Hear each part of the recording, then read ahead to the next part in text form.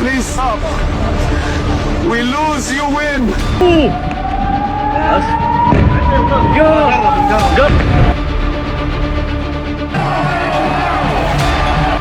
কিয়ামতের রাত নেমে এলো ইসরায়েল।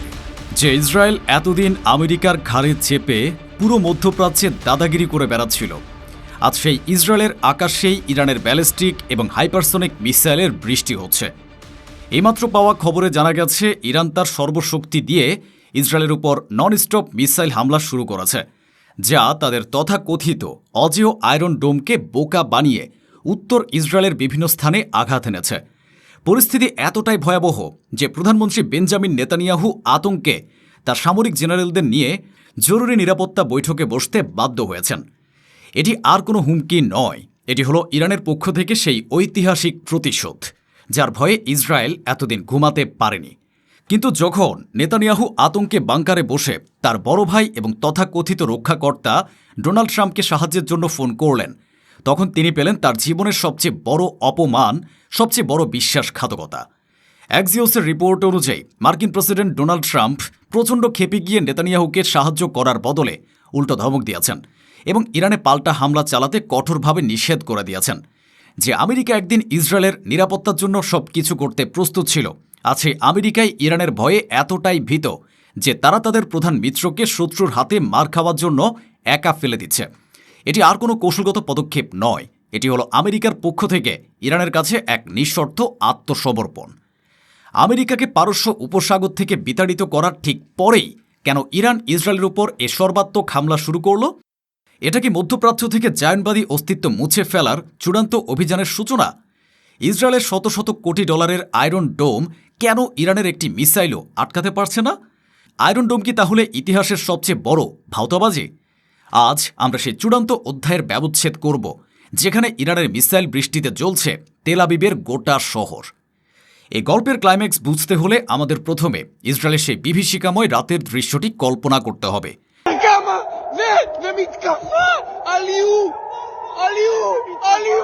তেল আবিব, হাইফা এবং জেরুজালেমের আকাশে তখন শুধু এয়ার রেড সাইরেনের তীব্র কানফাটা আর্তনাদ।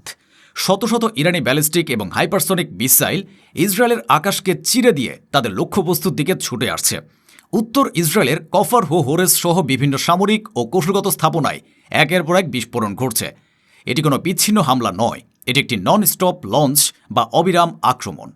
একটি মিসাইলের ঝাঁক শেষ হতে না হতেই আরেকটি ঝাঁক এসে আঘাত হানছে।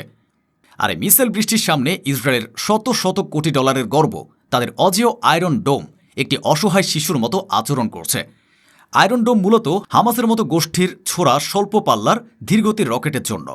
এটি দ্রুতগতির ব্যালিস্টিক মিসাইল বা শব্দের চেয়েও কয়েকগুণ বেশি গতিতে চলা হাইপারসনিক মিসাইলের ঝাঁককে প্রতিহত করার জন্য ডিজাইন করা হয়নি। ইরান এখানে ক্লাসিক স্যাচুরেশন অ্যাটাক কৌশল ব্যবহার করেছে। একই সাথে এত বেশি সংখ্যক মিসাইল দিয়ে হামলা চালানো হয়েছে যে আয়রন ডোমের কম্পিউটার সিস্টেম অভিভূত বা ওভারওয়েলম হয়ে গেছে। এটি কার্যত একটি অকেজো টিনের বাক্সে পরিণত হয়েছে, যে প্রতিরক্ষা ব্যবস্থার উপর নির্ভর করে ইসরায়েল এতদিন দম্ভ করত, সেই প্রতিরক্ষা ব্যবস্থাই আজ তাদের চোখের সামনে ভেঙে চুরমার হয়ে যাচ্ছে। ঠিক এই ভয়ঙ্কর পরিস্থিতিতে যখন ইসরায়েলের সামরিক বাহিনীর জেনারেলরা দিশেহারা, তখন প্রধানমন্ত্রী বেঞ্জামিন নেতানিয়াহু তার শেষ ভরসা ডোনাল্ড ট্রাম্পকে ফোন করেন। তিনি হয়তো ভেবেছিলেন ট্রাম্প সঙ্গে সঙ্গে মার্কিন ফিফথ ফ্লিটকে নির্দেশ দেবেন আকাশ থেকে F-35 যুদ্ধবিমান পাঠিয়ে ইসরায়েলকে রক্ষা করবে এবং ইরানের উপর পাল্টা হামলা চালাবেন। কিন্তু তিনি যা শুনলেন তা ছিল তার কল্পনারও বাইরে। অ্যাক্সিওসের রিপোর্ট অনুযায়ী ট্রাম্প প্রচণ্ড ক্ষেপে গিয়েছিলেন। তিনি নেতানিয়াহুকে কোনো সান্ত্বনা বা সাহায্যের আশ্বাস দেননি, বরং তাকে একজন প্রধান শিক্ষকের মতো বকাঝকা করেছেন। ফাঁস হওয়া তথ্য অনুযায়ী ট্রাম্পের কথাগুলো ছিল অনেকটা এইরকম: তোমরা কি পাগল হয়ে গেছো? খবরদার ইরানের উপর পাল্টা হামলা চালানোর কথা চিন্তাও করবে না। তোমরা যদি একটাও মিসাইল ছোড়ো, তাহলে এর পরিণতির জন্য তোমরা নিজেরাই দায়ী থাকবে। আমরা এ যুদ্ধে আর জড়াতে পারবো না। এই কথোপকথনটি ছিল ইসরায়েলের কফিনের শেষ পেরেক। কিন্তু ট্রাম্প কেন এতটা ভয় পেয়ে গেলেন? কারণ তিনি ভালো করে জানেন যে আমেরিকা ইতোমধ্যেই এ যুদ্ধের শোচনীয়ভাবে হেরে গেছে। তিনি জানেন ইরানের কাছে আমেরিকা এমনভাবে ধোলাই খেয়েছে যে এখন নতুন করে কোনো সংঘাতে যাওয়ার মতো শক্তি বা সাহস কোনোটি পেন্টাগনের আর অবশিষ্ট নেই। ট্রাম্পের চোখের সামনে তখন ভাসছিল ইরানের দেওয়া সেই ধারাবাহিক ধোলাইয়ের দৃশ্যগুলো। তার মনে পড়ছিল কিভাবে হরমুজ প্রণালীর আকাশে চীনের তৈরি ইলেকট্রনিক মরণ ফাঁদে পা দিয়ে আমেরিকার F-35 যুদ্ধ বিমানগুলো জ্যান্ত কফিনে পরিণত হয়েছিল। তার মনে পড়েছিল ওয়াশিংটন পোস্টের সেই অপমানজনক রিপোর্ট, যা প্রমাণ করে দিয়েছিল যে ইরানের হামলায় 228টি মার্কিন স্থাপনাই ধ্বংস হয়েছে, আর পেন্টাগন সেই সত্য ঢাকার জন্য নির্লজ্জ মিথ্যাচার করেছে। তার মনে পড়েছিল কিভাবে আমেরিকার সবচেয়ে শক্তিশালী বাংকার বাস্টার বোমাও ইরানের পাহাড়ের গভীরে থাকা মিসাইল শহরের একটি ইটেও আঁচড় কাটতে পারেনি। এবং সবচেয়ে বড় কথা, তার মনে পড়ছিল মাত্র কয়েকদিন আগের সেই ঘটনা, যখন ইরানের মিসাইল ও ড্রোন হামলায় দুটি মার্কিন ডেস্ট্রয়ার কুকুরের মতো লেজ গুটিয়ে পারস্য উপসাগর থেকে ভারত মহাসাগরের দিকে পালিয়ে গিয়েছিল। আর তাদের রক্ষা করার জন্য যে বিমানবাহী রণতরী USS জেরাল্ড ফোর্ড, সেটি নিজেই তখন একটি জ্বলন্ত ধ্বংসস্তূপে পরিণত হয়েছিল। ট্রাম্প জানেন আমেরিকা তার সবচেয়ে গুরুত্বপূর্ণ অস্ত্রগুলো এ যুদ্ধে ইতিমধ্যে খরচ করে ফেলেছে।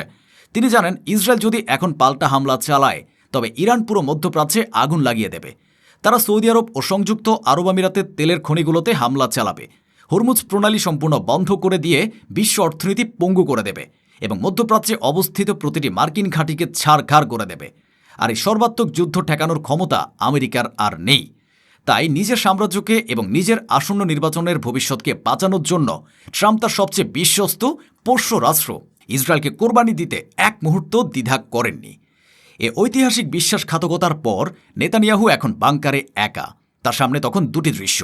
একদিকে ইরানের মিসাইল বৃষ্টির ভয়ঙ্কর চিত্র, যা তার দেশকে পুড়িয়ে ছাই করে দিচ্ছে। অন্যদিকে তার সবচেয়ে বড় মিত্র আমেরিকার পক্ষ থেকে পাওয়া চরম অপমান এবং ধমক। নেতানিয়াহু এখন বাংকারের সেই শীতল কংক্রিটের দেয়ালের মধ্যে একা, পরিত্যক্ত এবং দিশেহারা। তার চারপাশে থাকা জেনারেলদের মুখ ফ্যাকাশে, হতবাক। তারা বুঝতে পারছে তাদের অজেয় থাকার গল্প আজ শেষ। ইরান শুধু ইসরায়েলকে সামরিকভাবে পরাজিত করেনি, তারা আমেরিকার সাথে ইসরায়েলের সম্পর্ককেও ভেঙে দিয়ে মনস্তাত্ত্বিকভাবে তাদের পঙ্গু করে দিয়েছে। এটি জায়নবাদী প্রকল্পের পতনের এক প্রতীকী মুহূর্ত। তারা প্রমাণ করেছে যে আমেরিকা হলো একটি কাগুজে বাঘ, যে শুধু দুর্বলদের উপরই গর্জন করতে পারে, কিন্তু যখন কোনো শক্তিশালী প্রতিপক্ষের মুখোমুখি হয় তখন সে লেজ গুটিয়ে পালিয়ে যায়। আমেরিকার এই চূড়ান্ত আত্মসমর্পণ এবং ইসরায়েলের অসহায়ত্ব প্রমাণ করে যে মধ্যপ্রাচ্যে এক নতুন অপ্রতিরোধ্য শক্তির উদয় হয়েছে, যার নাম Islamic Republic of Iran. Iran আজ শুধু একটি দেশ নয়, এটি একটি প্রতিরোধের প্রতীক, যা দুটি সাম্রাজ্যবাদী শক্তিকে একাই নতজানু হতে বাধ্য করেছে। ট্রাম্পের একটি ফোন কলই জায়নবাদী প্রকল্পের কফিনের শেষ পেরেকটি ঠুকে দিয়েছে এবং মধ্যপ্রাচ্যের ক্ষমতার মানচিত্র চিরদিনের জন্য বদলে দিয়েছে। আমেরিকার এই ঐতিহাসিক বিশ্বাসঘাতকতা এবং ইরানের হাতে ইসরায়েলের এই করুণ পরিণতিকে আপনি কিভাবে দেখছেন? এটি কি ফিলিস্তিনিদের বিজয়ের সূচনা করল? কমেন্ট বক্সে from the river to the sea, Palestine will be free slogan দিয়ে আপনার সমর্থন প্রকাশ করুন।